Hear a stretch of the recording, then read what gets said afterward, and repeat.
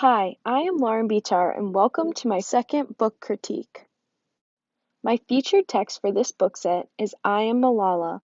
This book follows the story of Malala, who lives with her family in Pakistan. When the Taliban was overtaking Pakistan, they said that it was against the law and their religion for girls to go to school. Malala showed perseverance through the face of adversity by standing up for what she believed in. Her actions and words against the Taliban gained both positive and negative attention. I chose this book because it gives students insight into what it is like to be a young girl living in Pakistan. Students can take their own experiences and compare them to the hardships that Malala had to face. This is a very inspirational story that I believe all students should hear. My first lesson is a sixth grade social studies lesson. During this lesson, the students will exhibit collaboration by breaking into groups to research Pakistani culture. The students will also exhibit creative thinking by constructing a poplet of their group's findings. The students will exhibit communication because they will be communicating their finding with their peers using the gallery walk strategy. Based on their new knowledge, students will demonstrate creativity by scripting and directing two different news stories that will highlight something significant from American culture from Pakistani culture. The students will then upload these news stories to the school's YouTube account in order to reach a wide audience. Here is an example of my students' work using Poplet.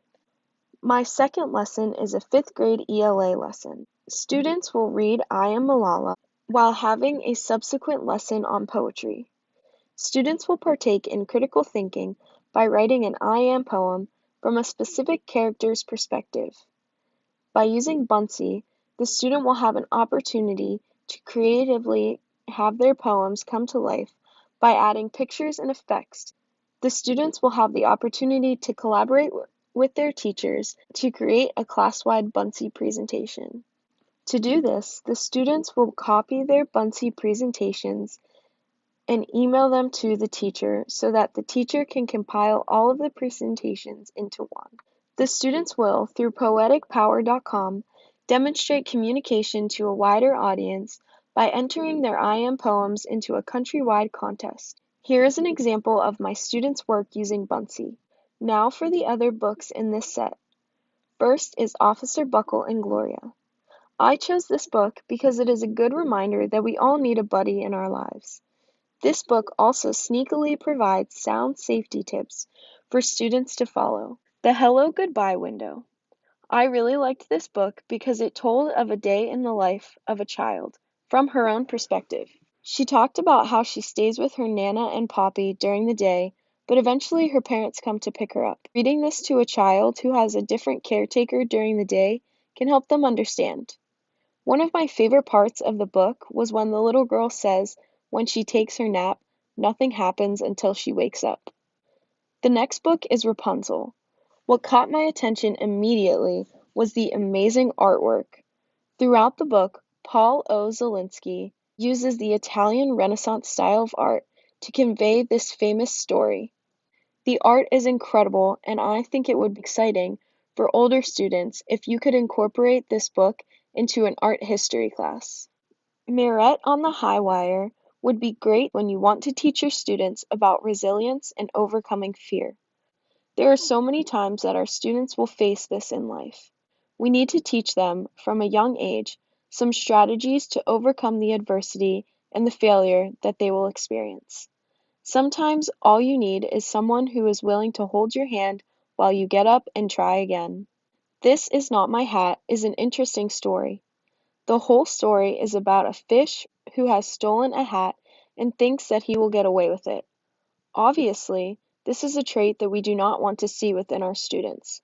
While you are using standards to connect this book to lesson plans, you could also talk about the importance of being truthful. There could be self-reflection along with a class discussion focused on times that students have stolen something, lied, cheated, or been mean. The teacher could then shift this conversation to how students could be more truthful, caring, and honest.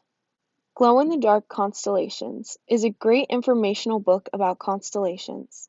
In the book, there is a lot of emphasis and backstory into the names of the constellations. Most are named after Greek gods and goddesses.